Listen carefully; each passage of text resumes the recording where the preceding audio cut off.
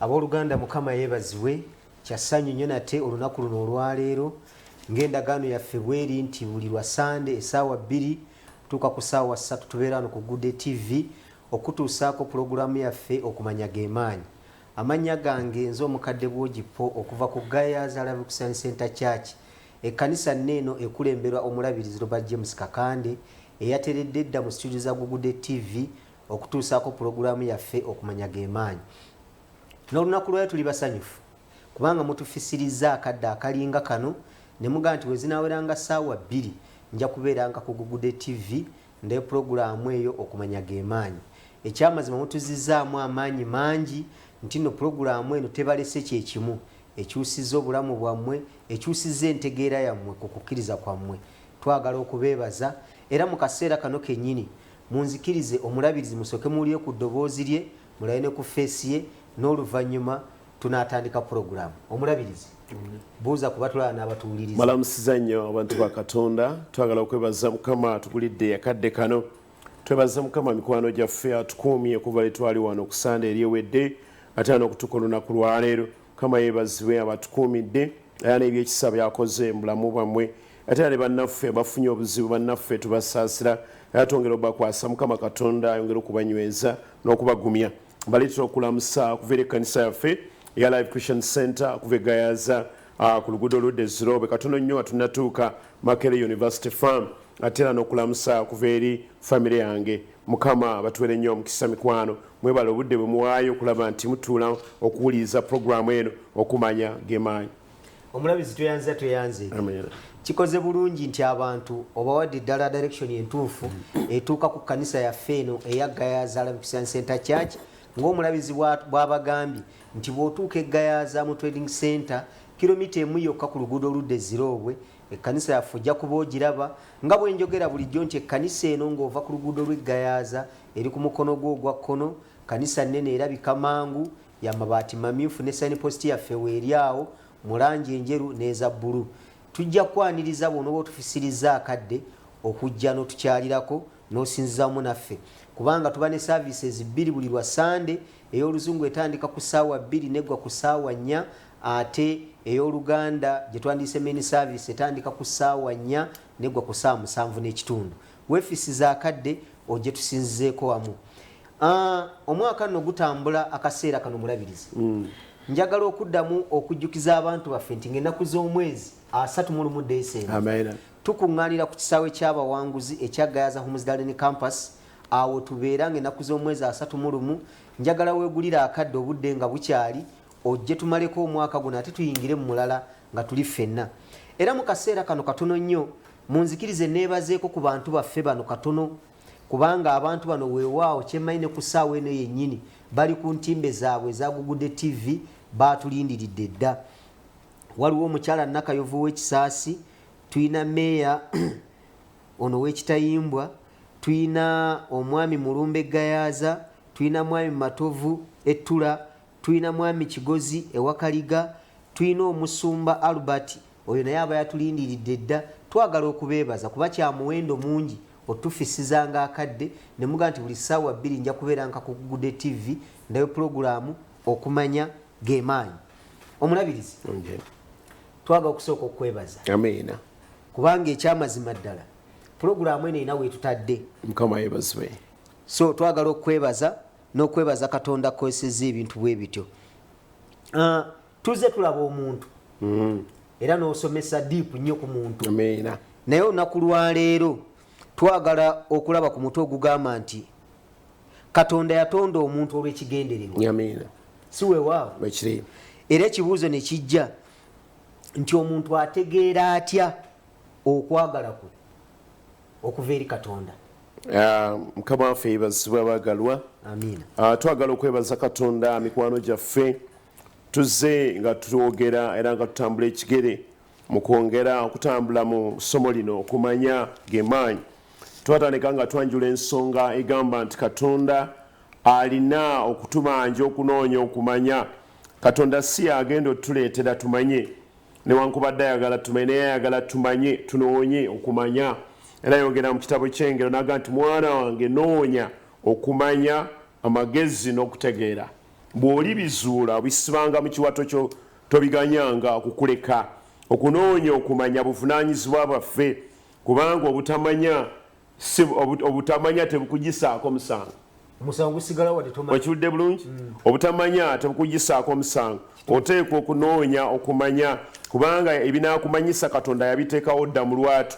Mu butonde bwe yatonda yateekawo ebisobola okwoleka n'okunnyonnyola okubeerawo kwe.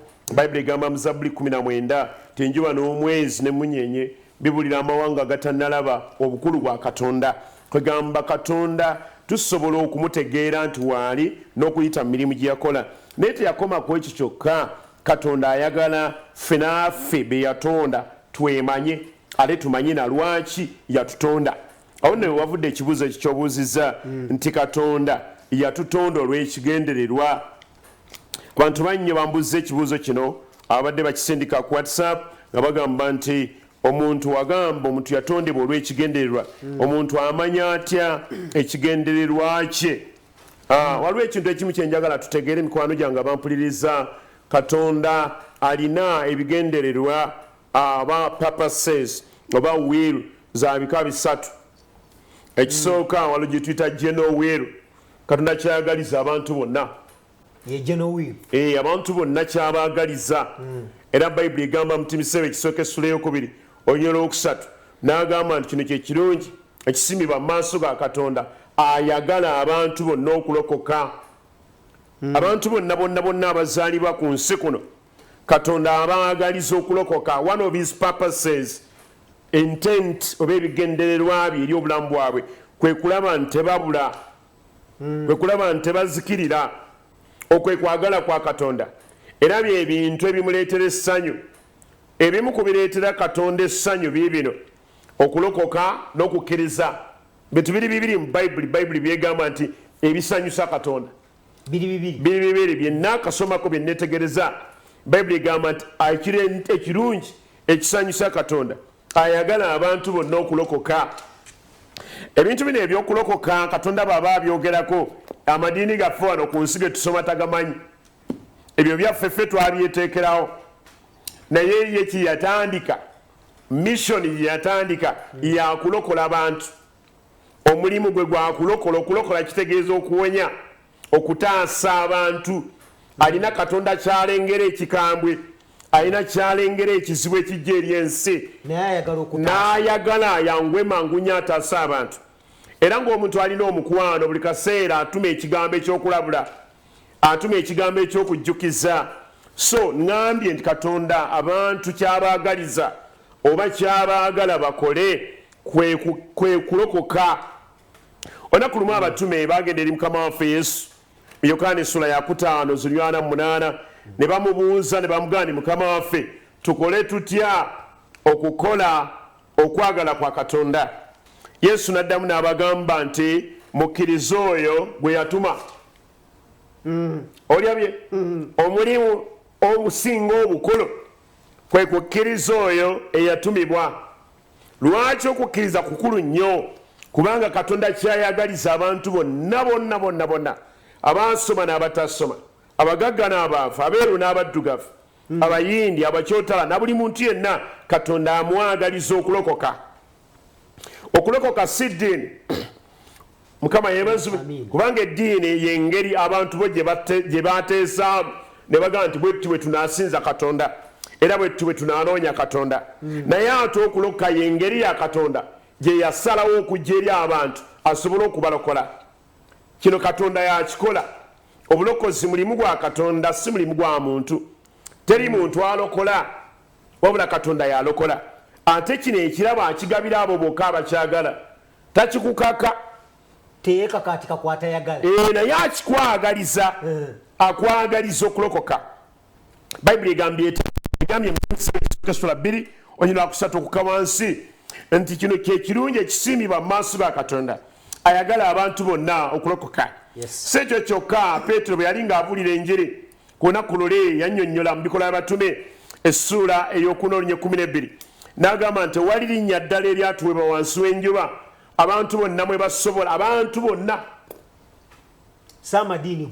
saamadiini agambye abantu bonna eddiini zammwe ezimusoma si Katonda ebitimukwatako byammwe mwe mwabigunjawo naye ye kyayagala mulokoke abantu bonna mutegeere amazima ye lwaki kisoma ekyawandiikibwa ekyo Timoseewo ekisooka essuula ey'okubiri olunyiriri olwokusatu ngende ntuuke ku lwokutaano waliwo ebigambo ebiwoomu ate ekintomedde kyenjagala tugabanire wamu bannange abampuliriza bayibuli egambye bweti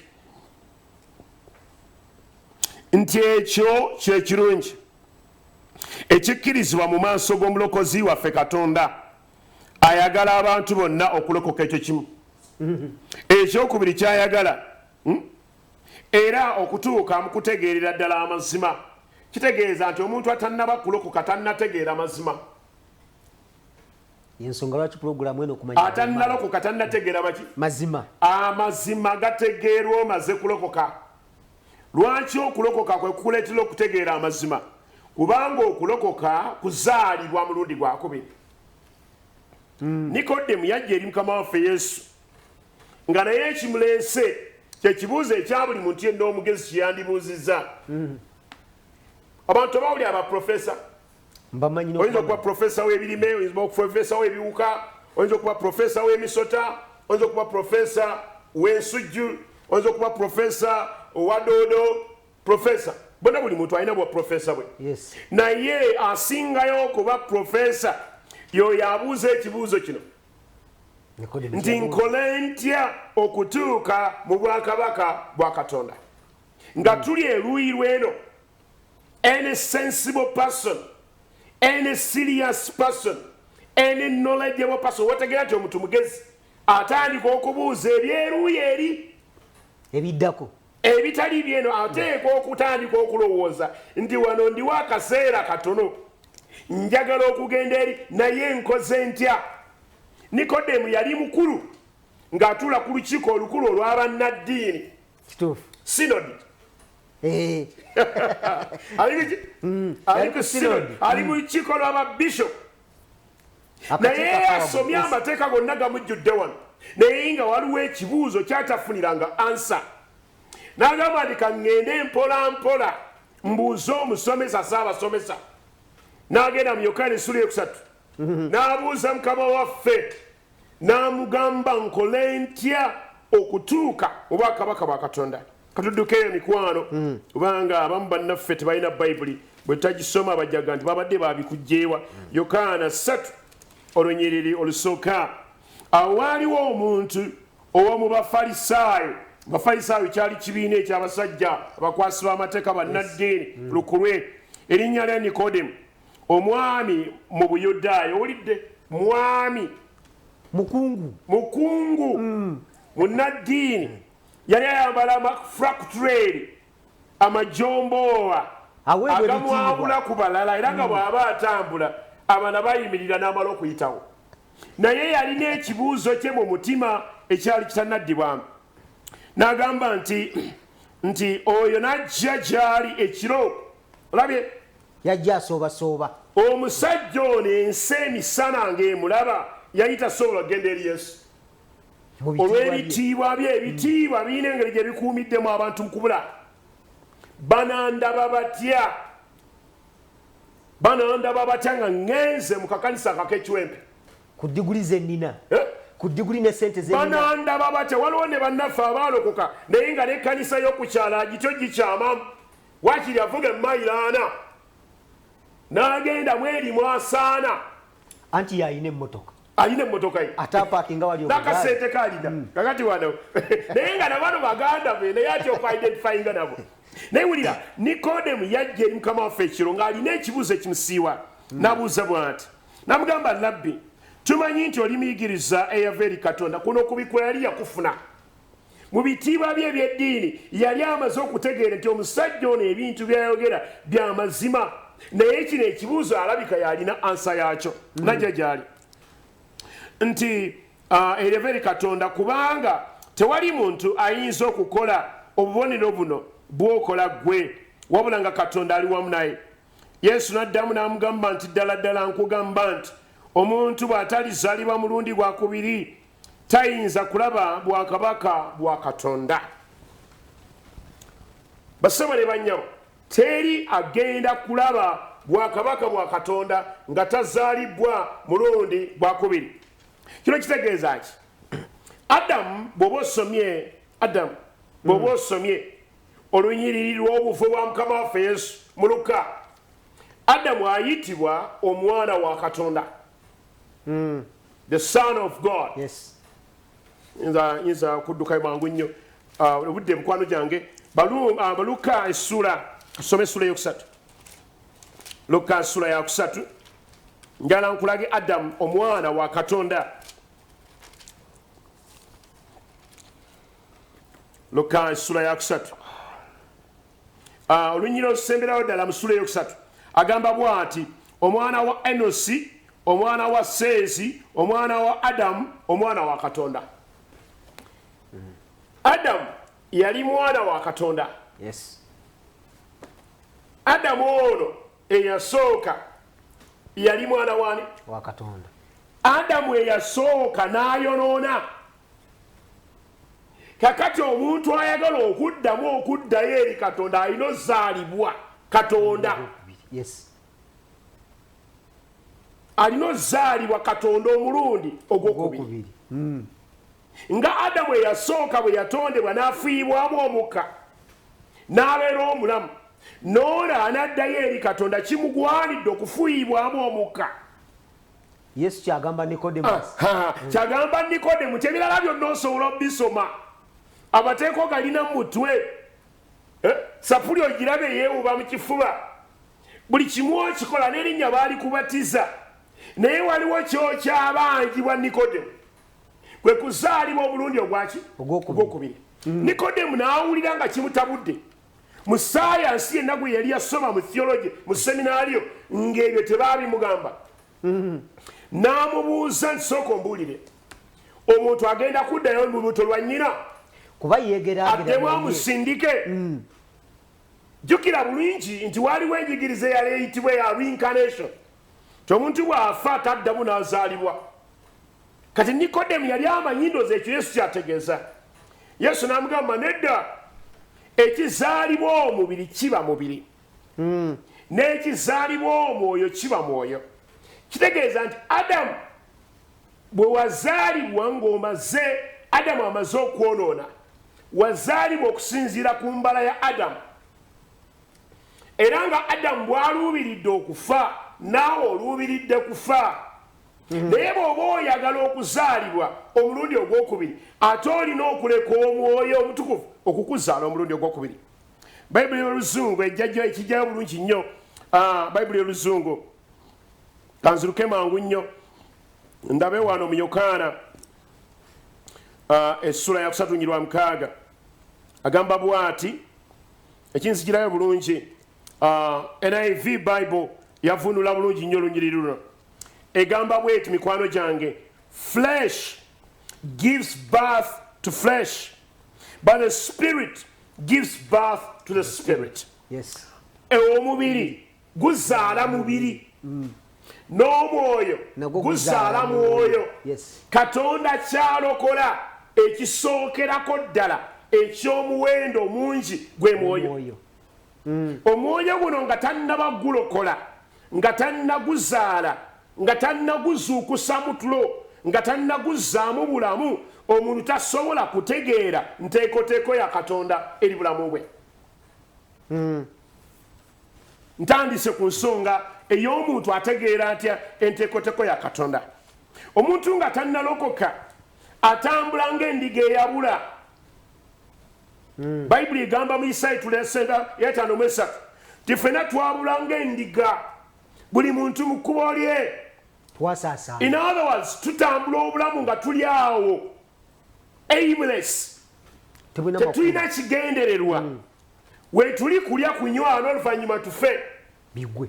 Bye biri Serumaani byawandiika mu kitabo kye eky'Omubuulizi. N'agamba nti life is like chasing a wind. Omuntu atalina Katonda y'obulamu abulaba nga bulinga goba mpewo.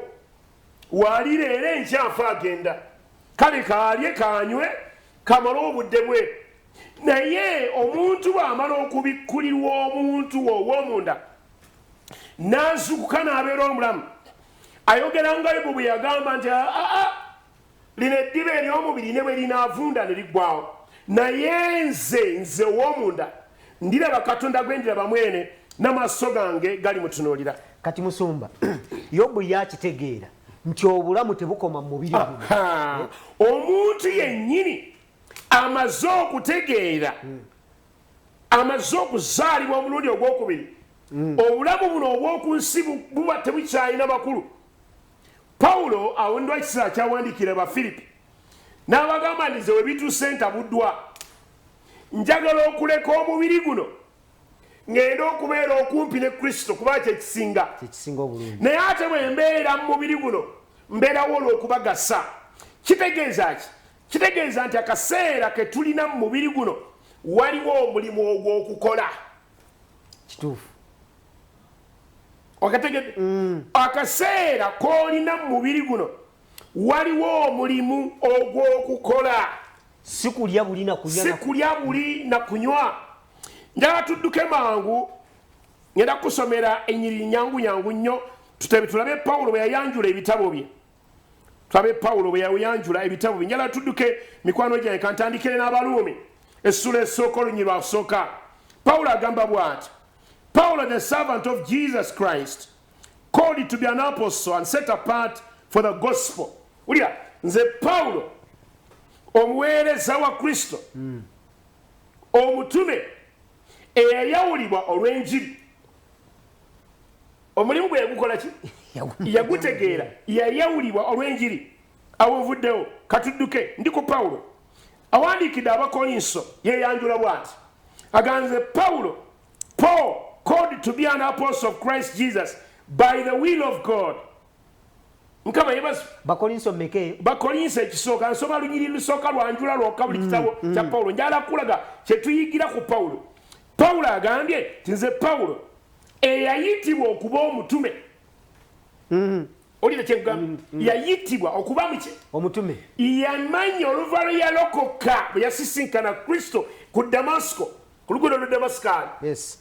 N'ategeera lwaki yazaalibwa era ebigambo bino byogamba Timoseewo naganze nayawulibwa kuva mu lubuto lwa nnyawo okuba omutume ow'enjiri mukyala gwe bamusajja gwampuliriza ennaku Mukama ze yakugerera okuba ku nsi olina olubimbi lwo olubimbi luno olina okululima naye engeri gy'osobola okulutegeera olina kusooka kuzaalibwa mulundi gwakubiri. Mu ngeri ennyangu engeri gy'olina okutegeera ekkatala lyo ku nsi kuno. Kubanga Omwoyo Omutukuvu yagenda okubuulira kiki kye watonderwa. Abantu abamu bakola bikoppe kubanga nalaba gundi akikola nange nja kikola. Kubanga gundi ayimba nange nja kuyimba newankubadde olina eddoboozi oyinza okuba ekyo si kyekyakuweebwa. Si ly'ekkatala lyo. Oyinza okuba nga osobola okubuulira enjiri naye ng'enjiri si yakutumwa. Tulina abantu bangi nga bakola bikoppe. Enjogera ennyangu nti babulidde mu bitali byabwe. Oli ayinza n'okugamba nti olwanga n'oyo asobodde okukikola nange nja kukikola ate alisinga ki? Nze musinga n'okwogera Oluzungu. N'obuyigirize mbwe musinga n'agenda n'akikola ng'akikola kuba gundi akikola. Pawulo yatugambye nti nze Pawulo eyayitibwa okuba omutume wa Kristo okusinziira ku kuteesa kwa Katonda. Olulimi Oluganda lukozesa okwagala awo nze sikyagadde nnyo ng'omusomi wa Bayibuli nti okusinziira kwagala kwa Katonda kyandibadde okusinziira ku kuteesa n'okusalawo. Will etegeeza kuteesa. Determination.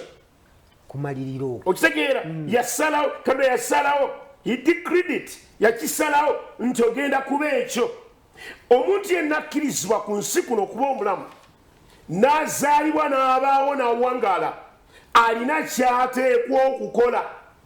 Ate ekyo kyateekwa okukola ku lunaku luli olw'omusango oba olw'okuwa empeera okino kyenjala tukinyonyole bulungi waliwo olunaku olwokusala omusango ate olunaku olwokuwa empeera bible translation ezimu ziyita the day of judgment day judgment za mirundi ebiri waliwo judgment ey'okuwa empeera waliwo judgment ey'okusala omusango gw'okubonerezebwa ku lunaku olw'okuwa empeera katonda agenda tusaba bye twakozesa talanta ze yasiga mu bulamu bwaffe ezo katonda kyakwagaza mukwano gwange mpuliriza twetaaga okusooka okumanya nti kuva lwe walokoka wakomawo mu nkolagana n'omwoyo wa katonda omwoyo wa katonda ono yamanyi ebyama bya katonda ebikukwatako bayibuli egamba mu bakolinso ekyokubiri ekisooka essula 2 katuddukeyo omwoyo omutukuvu yamanyi ebyama bya katonda ebikwata ku bulamu bwo 1 Corinthians chapter 2 verse 12 onya 12 naye ffe tetwaweebwa mwoyo gwa nsi wabula omwoyo ogwava eri katonda tulyoke tutegeere katonda byatuwa obuwa n'okwogera twogera ebyo si mu bigambo amagezi g'abantu bye gayigiriza wabula omwoyo byayigiriza bwe tugeraageranya eby'omwoyo n'eby'omwoyo oyagala okumanya papa si ya katonda awo enjagala kati olina okuyingira mu nkolagana n'omwoyo wa katonda bayibuli egambye mu baluumi nti abakulemberwa omwoyo wa katonda ekigambo mu luyonaani kitayinza okukozesebwa nga lead oba guide oba taught bintu bisatu okuluŋŋamya okulemberwa oba okusomesebwa bigambo bisatu bikozesebwa nti abasomesebwa abakulemberwa abaluŋŋamizibwa omwoyo wa katonda be baana ba katonda kitegeeza nti omwoyo omutukuvu asomesa baana asomesa baki asomesa baana ebikwata ebyama bya katonda byonna omwoyo omutukuvu abibikkulira baana omala kufuuka mwana n'olyoka omanye eby'omu nnyumba olina kumala kufuuka mwana olyoka obikkulirwa omala kufuuka mwana omwoyo omutukuvu talunda kamuyebazibwe nnyo omwoyo omutukuvu ngambye ekigambo ekikozesebwa mu baluumi essula 8 agambye nti abakulemberwa bwe batyo balondawo naye bw'oba ogenze mu greek kitegeeza okukulemberwa okuluŋŋamizibwa guide oba okusomesebwa instruct nkama yebazo okusomesebwa kitegeeza nti omwoyo omutukuvu bw'olokoka omwoyo omutukuvu atandika okusomesa kusomesa kuki okusomesa gwe kikyoli ekyokubiri okusomesa katonda yaani ekyokusatu okusomesa ekifo kyo mu kanisa kyetuyita ecclesia ekanisa omubiri gwa kristo kubanga togenda kukola bintu ng'oli independent ekirabo kyo kirina okugasa omubiri gwa kristo toteekwa kukola kintu nga nti nze nkoze kyange ekanisa eyange yesinga eyagundi nedda ebyo bibyo ate nawo tebabikutumanga awo musumba lwawo nnyo kubanga eyo ensonga evuddeyo emirundi mingi anti obwo bulwadde nti bwe muli pawulo awandiise nti ffe abangi tuli omubiri ki gumu omuntu yenna ayitiddwa katonda alina okukolerera okubyulinga kyetuyita koinonia the fellowship of brothers obumu era oyo atutega ayagala otwawulayawula atulaga nti ye ate wakitala okusinga abalala mukama amubeere amukomyewo okubikkulirwa nti tuli baganda be katube banafu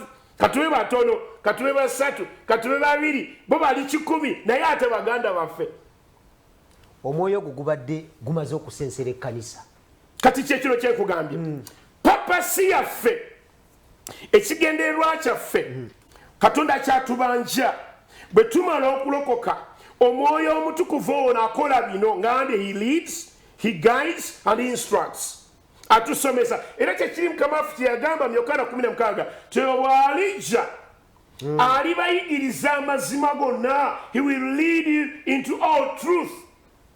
Bwe tuddayo mu Greek kitegeeza he will instruct you into all truth.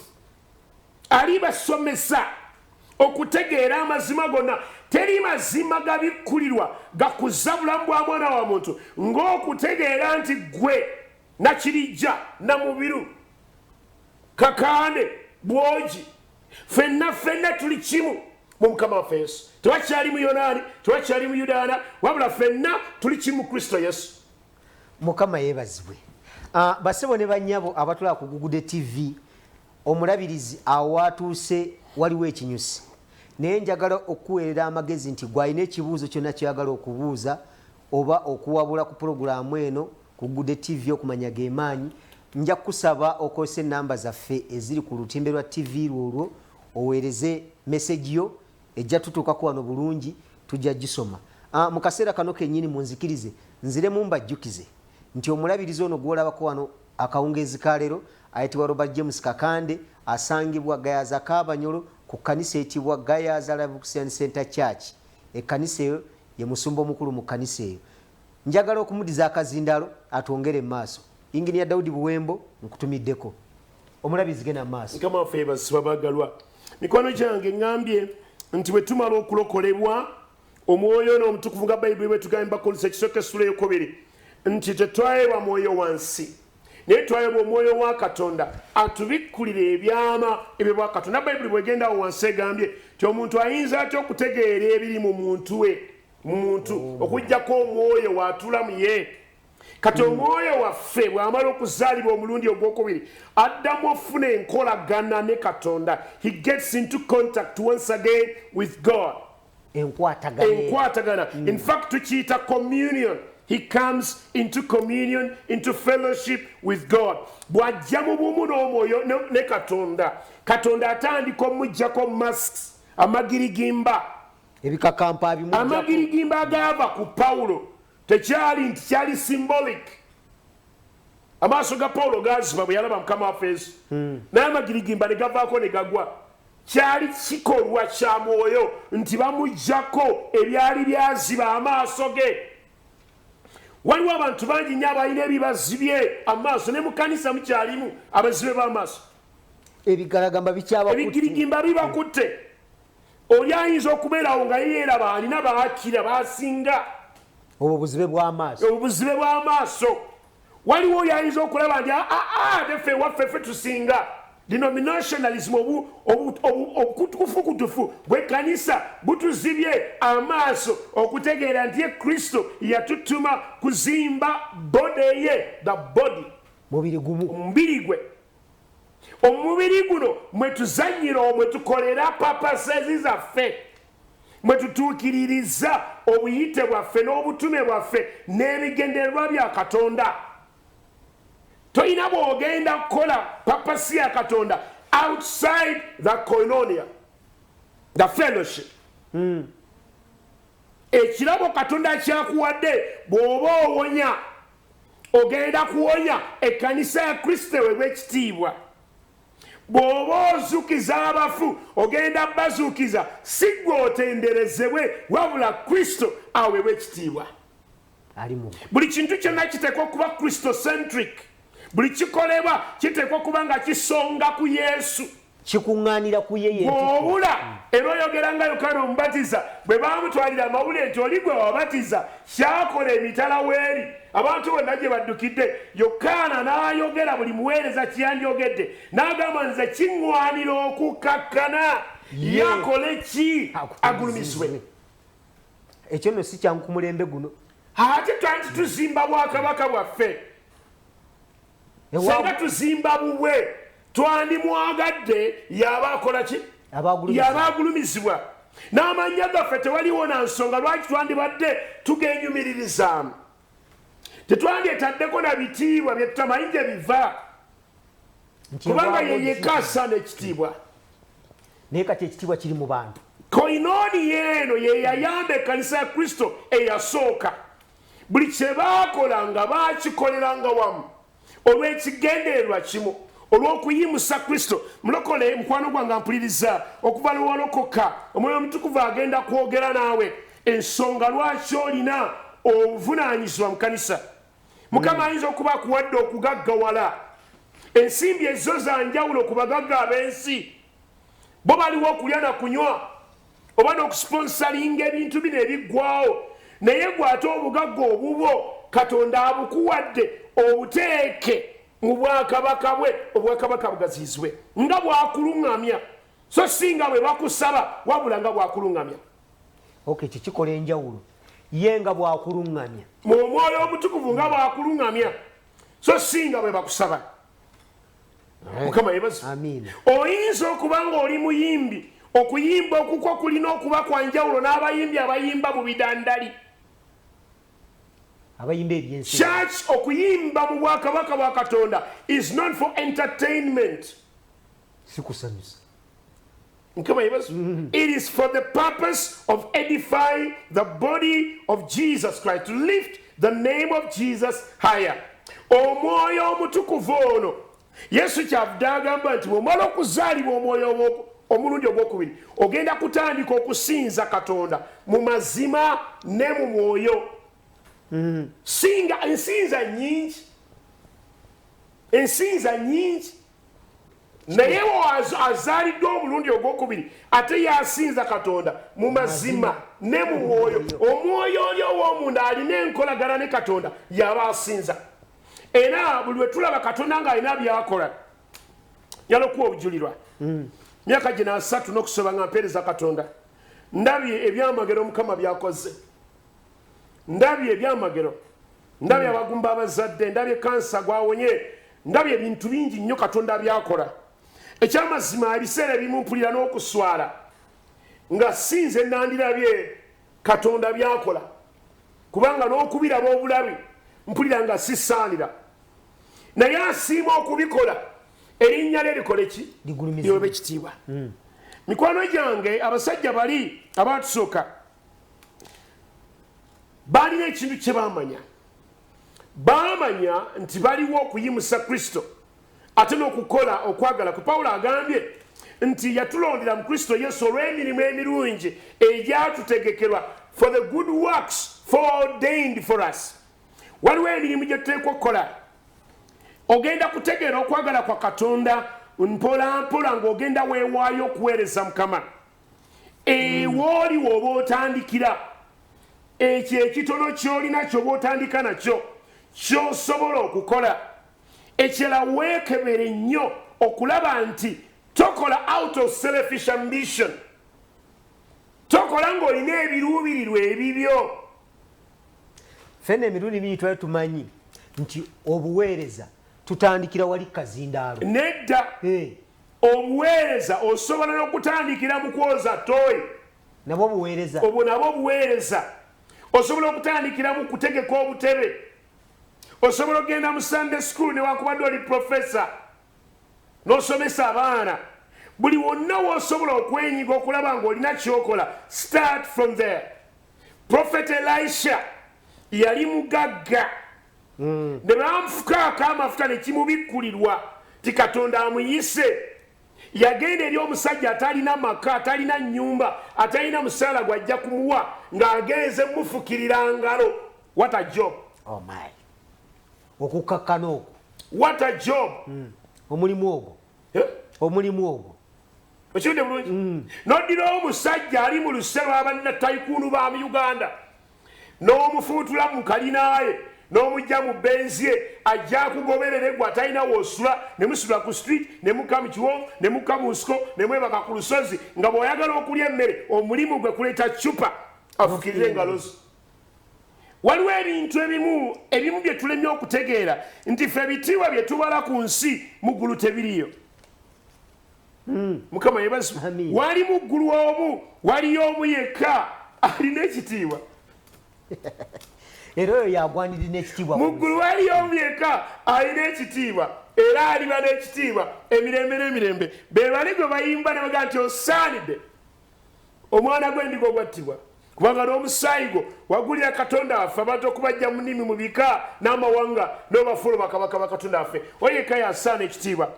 tukola bulungi we tumuganda ekitiibwa kikyo tuyinza okyogera obwogezi nireka kive ku ntobo y'omutima gwaffe okukitegeera nti ye waali ffe ne tusaana kubaawo kyava agamba abatume be ku mulundi guli n'agamba nti bwe mugendanga emizimu ne gibagondera ne muzuukiza abafu ne mutambuza abalema bwe mukomangawo mwogerenga bwe muti ti ffe tuli abaddu abatasaanira ab'omulembe guno si bangu nnyo okugamba nti nze sisaanira tekisoboka ekyo agandi mundabye kano yanfukako amafuta nze gwe mulaba sizanyirwako ekiri kunze kika era bw'otaŋŋendako mpola ojja kulaba ekiddako kati gwe mukwana eyewaanawaanira mu bintu ebyo kiki ky'olina kye bataakuwa omusumba n'ebirango bingi ennaku zino biyita abooluganda abantu wangi bajje balaba omusajja wa Katonda bajje balaba omukyala wa Katonda Yesu kwegamba talowoozebwako bajja kulaba musajja ono bajja kulaba musajja ono kati nawuliriza basebo ne banyabo Pawulo agambye nti Apolo kabe Kefasi kabeere nze fena tuyibayite nagamba nti bonna abaali awo mumbuulire yaalina kyalina kye batambuwa n'olwekyo mukwano gwange omwoyo guno ogw'obukakamu gukuyingire gukulere ng'onoonya w'osobola okuyimirira ebimu Katonda ajja kwogera nawe nagamba nti omwoyo omutukuvu yajja kukubuulira ky'oteekwa okukola ebintu ebimu byayinza okugamba biyinza okuba biriŋŋanga ebikukakkanya naye ng'ate bye bigenda okuwa ekitiibwa babigamba nti mukakkanenga maaso ga Katonda ayo kabayimuse mu biseera ebisaanidde Katonda alwana n'abamalala naye abawombefu abawaki abawa ekisa bwe tuba twagala okuyimusibwa mu biseera nga bituuse tuteekwa okutandikira wansi mu bukakkamu obw'ekika ekya waggulu osobola okuweereza omusumbawo osobola omugondera oyinza okuba wasoma omusinga oyinza okuba olina n'essente emmere y'eka gw'oyinza okuba gw'ogigula oyinza n'okuba ng'omuweererera ku baana naye ssa ekitiibwa mu ekyo Katonda kyeyamufuula ng'okkakkanye bw'otyo naawe Katonda agenda kukusitula mu biseera ebisaanidde guno gwe mulembe gwe tulimu omulembe ogusaanidde okuzuula ennono za Katonda abasajja ba Katonda abaamanya Mukama balina embala ku yo era Pawulo kyavaandikira Bafiripi mu ssula ey'okubiri kyendowooza eno ebeerenga mu mmwe eyali mu Kristo Yesu newankubadde nga yali Katonda yennyini ate era nga kyali teyeerowooza engeri okubeera Katonda ng'ekintu ekyokulemerako ti naye yekkakkanya n'aleka ebitiibwa ebyo bwa Katonda n'ava mu oluseregendero lw'abamalayika abaali basuula engule zaabwe ku ttaka nga bamugamba nti osaanidde n'atambula n'abaviira nakka ku nsi n'ayambala omubiri n'ayambala omubiri ogw'ekinaku ku nsi kuno kwaliko emirimu yandizaaliddwa naye nazo yazigaana mwalimu amaka g'ebbeeyi mu yandizaaliddwa naye nagwo teyasanga mu kifo nakkirira n'azaalibwa mu kirala eky'ente basaba ne bannyabo kwe kwali okukkakkana kw'ow'omukwano Yesu kwatubanja okwoleka mu bulamu bwaffe mu lugendo luno nga tutambulira nga tuweereza Katonda emmeeme yaffe etandika okubateekwa okubala endowooza eyo bulijjo Katonda ng'alina ebinene ebyakola tuleme okubba ekitiibwa kyakuba takigabana na muntu yenna tumuwe ekitiibwa tumugulumize bwe tuba tunaategeera papasi ya Katonda kikulu nnyo kimanya nti we are not independent ekyamazima yakkakkana nnyo kubanga n'abagezigezi abaava ebuvanjuba bo baali bamunoonyeza mu lubiri bwekyekyo kyennyini era giwandi musuubidde nga bagamba nti kabaka bamuzaalira ku street kabaka tebamuzaalira ku street kabaka aga nti ekyo sinnakitegeerako sinnamulabako wano naye bwe muba mulina gye mumuzudde kabaka tebamuzaalira ku street era baalina okusuubira mu lubiri nti ali omwo naye enkola ya Katonda gyakolamu ku nsi eno Katonda ebibye abitandika mu ngeri enyoomebwa abitandika mu ngeri ey'obunafu naye kabimaliririza mu maanyi basebo ne bannyabo tetuli independent tuliwo ku lwa Katonda Pawulo awandiika mu Bakola Batume 17 kuva ku 23 n'agamba mu ye mwe tubeera abalamu mwe tutambulira era mwe tulina byonna it's in God toyinza gamba nti for me I am independent nze neemalirira tolimbibwa Mukama ayinza okuba akuwadde omukisa okusinga abalala ogwo gwenyumiririzemu naye ate ojjukira obuwanika bwagwo kubanga bwe yagamba Ibulayimu yamugamba nja kuwa omukisa ale kufuula omukisa eri abalala kitegeeza omukisa gw'olina waliwo be gulina ofuukira abaki omukisa kyentegedde katonda nti bwagaba omukisa bonna bonna tabawa ab'omu n'amutuma agenda agabira abalala awantu awo wantabula katonda kubanga mufo ky'okuwa oli ataatuwe ffenna tuwa omulungi agamba nti ati mwenna mwagala nti kati mpadde bwogi kati bwogi genda ofuukire abalala omuki nfuukire abalala kati mulimu abalala nga bwe bwaba asaba omukisa gujja wange kakati obuzibu buno nti abamu batulidde emikisa gy'abannaabwe balina embooko Ibrahim bamugamba nti gwe ŋŋenda kuwa omukisa ate ofuukire amukisa abaki abalala kitegeeza abalala omukisa gwabwe gwe baali basiibira ne basaba Ibrahim ye yagufuna nakkanaga okuva ku lusozi nga yalina ogusaasaanya akati gw'otudde n'emikisa gy'abantu abantu nno bangi balemedde emikisa gy'abantu ng'agamba nti bw'aba waakubawa nabo abawenze guno gwange tobulaba ni gwe baba talanta n'agenda n'agiziika mu lusuku aga sijja gikubisaamu oyo musajja agala nnyo amagoba agala byabwerere bannyabo katonda alina ensonga lwaki akuleseeyo alina omulimu mu bulamu bwo gw'ayagala okole naye engeri yokka ey'okugumanya olina okulokoka kugenda kuzza mu nkolagana ne katonda naye si kulokoka bulokosi kyokka olina okuzimba enkolagana n'omwoyo omwoyo omutukuvu ye yekka agenda okukubulira ebyama bya katonda basaba ne bannyabo ogenda eri bannabbi obalagula si kibi bannabbi bakyaliwo naye tokifuula nkola yakunoonyanga kwagala kwa katonda kuyita mu bannabbi gezaako okwetendeka okuwulira mukama osome ebyawandiikibwa obitereke mu mutima gwo kubanga omwoyo omutukuvu yagenda okukozesa okwogera gy'oli zimba enkolagana n'omwoyo. If there is any better and trustable prophecy, it has to originate from the Holy Spirit. Bw'abaawo obunnabbi bwonna bw'olina okwesiga bulina kuva eri mwoyo omutukuvu ate nandyagadde nnyo ayogere naawe natandise nga njala kudduka mangu nnyo kyenadde nkyerabidde kubanga obudde butuleka nagambye nti waliwo okuteesa kwa katonda kwa mirundi esatu nakiyise general will waliwo specific ebiri specific fenna nga bebikwata ku bantu abamu katonda bayawudde naye ate waliwo kibayita individual eyiyo gwe okitegedde bulungi kati fenna nga ekkanisa katonda alina kyatuwagaza ye general will naye ate waliwo ekikyo kino kiwulire mulokola mpuliriza ekikyo terina byagenda kikugamba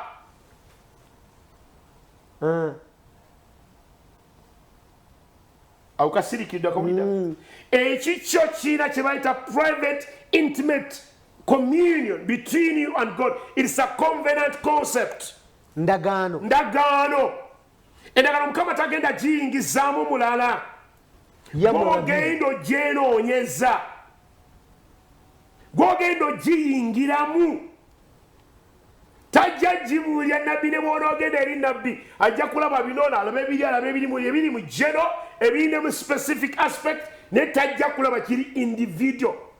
Nkola ntya okwenoonyeza endagaano eyo nkola ntya okwenoonyeza endagaano eyo anti kiri kyenkugambye nti zimba enkolagana n'omwoyo amanye eby'omunda asobole okwogera naawe mu ndagaano eyo Pawulo agambye mu Bagalatiya nti nze enjiri gye mbuulira saagijja ku muntu saagisomesebwa naye yambikkulirwa yampeebwa.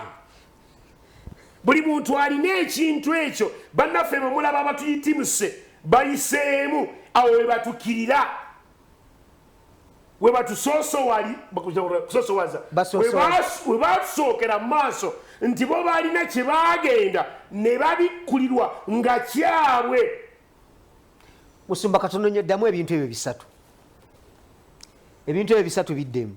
Ngambye ekirina kye tuyita okwakuteesa kwa Katonda okwolukale geno okuteesa kwa Katonda okusunsula okuli specific okwakunnyonnyola n'ebyawandiikibwa osobola okulaba emmeeme ya Katonda ate Katonda alina okwa ssekinnoomu era bw'aba ayogera ku bya ssekinnoomu teri nnabbi agenda kubuulira your particular individualized will of God for your life. You have to discover it yourself.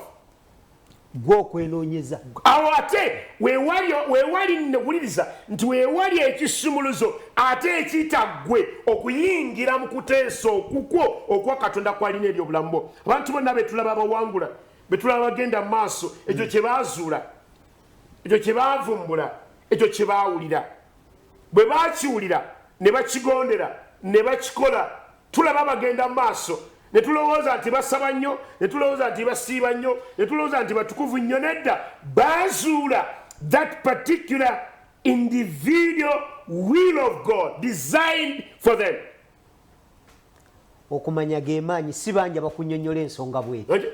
Okumanya ge maanyi ekyo kikulu nnyo mukwano gwange. Kati gwayagala okumanya okwagala kwa Katonda, zimba enkolagana n'omwoyo, twalayo obudde osabe. Okusabira kikulu nnyo, weebale nnyo kunoonya okusabira, naye twalayo obudde osabe. Ate bw'ogenda okusaba, buuza Mukama okuteesaako gye ndi kuli kutya. Kituufu. Okola ki? Okuteesaako gye ndi, kubanga ndi ku nsi kuno not by accident. Si lwa butanwa weno wendi, kubanga olinako ekigendererwa. Naye ekigendererwa ekyo kyekiki ajja kwogera. Bw'ana ayogera ebintu byonna ebikwata ku bulamu bwo, ebikwata ku lugendo lw'ogenda okutambula, byonna biri tied to that will.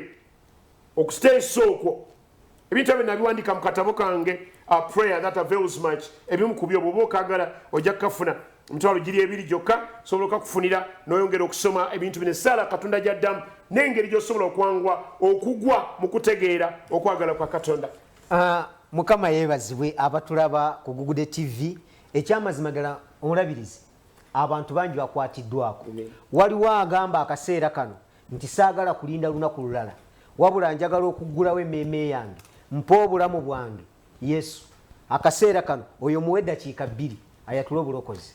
Mikwano gyange bampuliriza, nagambye nti engeri yokka gye tusobola okukomawo mu kuteesa kwa Katonda okwedda, entaano will yateekateekedda, kwe kusobola okuzaalibwa omulundi ogwokubiri, kukkiriza Yesu n'ayingira mu bulamu bwaffe.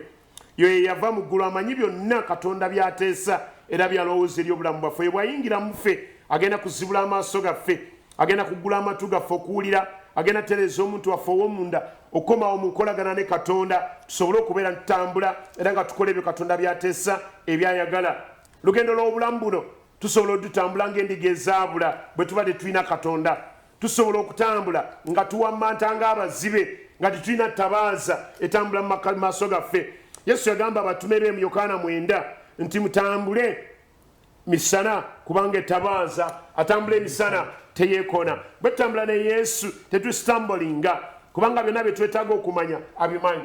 Ate era asobola obitubikkulira. Lwekyo mba nsaba mukwano gwange mpuliriza, olwaliro obulamu bw'osobola obuwa Mukama, nawe eyaggwamu amaanyi, eyaddirira ensi eyinza okuba ebintu tebyatambula bulungi, naye olwaliro osobola okuddayo n'okomawo eri Katonda n'ozza obulamu bw'obujja ne Mukama n'oweenenya obutali bituukirivu bwo. Teri muntu uno mu bulamu buno atalina kwetaaga kwenenya. Tewali wagamba nti nze byange byaggwa. Tukyatambula era tukyetaaga okwenenya era n'okulongoosa okulaba tutambula ne Mukama buli lunaku. Mukama akuwa ekisa. Bw'ayagala okulokka ayogera ebigambo bino, gamba nti ayi Yesu, olunaku lwaleero njagala okuddamu okutambula mu kuteesaako okwedda. Kusaba osonyiwe obutali butuukirivu bwange. Yesu yingira mu nze, okyusa obulamu bwange, owandiike erinnya yange mu kitabo eky'obulamu. Njatula n'akamwa kange nti ndokose. Bigambo ebyo oba obyogedde, Yesu amaze okuyingira mu gwe. Kusaba onoonye ekkanisa yonna ekuli okumpi. Tewaliwo kikutambuza mayiro na mayiro nga waliwo ekkanisa ezikuli okumpi. Yingira mu kanisa, ebulira enjiri y'amazima, weegatte ku kanisa eyo, tandika okuweereza Mukama, sumbibwa, yigirizibwa ekigambo, ate natandika okuweereza Katonda mu ngeri yonna gy'oba osobola. Mukama abatuweera omukisa. Omulabizi tweyanzeege, bassebo ne bannyabo abatulaba ku Gugude TV, twagala okuddamu okubeebaza okutufisizanga akadde kano, naye siyinza kwerabira abooluganda be tukuŋŋaana nabo mu Gayaza Live Christian Center Church nti ekyamazima ddala mwe mukuumidde pulogulaamu eno ku mpewo. Njagala okubazzaamu amaanyi nti okufuba kwammwe si kwa bwereere, empeera yammwe ebalindiridde ennene. twagala okuddamu okubeebaza n'okugamba nti tujja kusinka naye omulabirizi nga ovira ddala ku mpewo abaana batandika ebibuuzo ebya siniya fenca ekigambo kimu bibiri kyobawa n'oluvannyuma tunaasiiba katusabire abaana baffe bagenda okukola ebibuuzo okutandika enkya mutukuvu wa isirayiri mukama gwe magezi agaaliwo olubereberye lw'ensi abaana baffe obawa amagezi obawa obuvumo ayinza byonna nga baddamu ebibuuzo era babidde mu bulungi basobole okuyita erinnya ly'ettukuvu liweebwa ekitiibwa mu linnya lya kitaffe n'omwana n'omwoyo mutukuvu amiina. awo tusobola kusukkawo akawungeezi ka leero. Mwebale okutuwuliriza, mwebale okutulaba. Mukama abo kye musinga okwagala. Mubeere bulungi.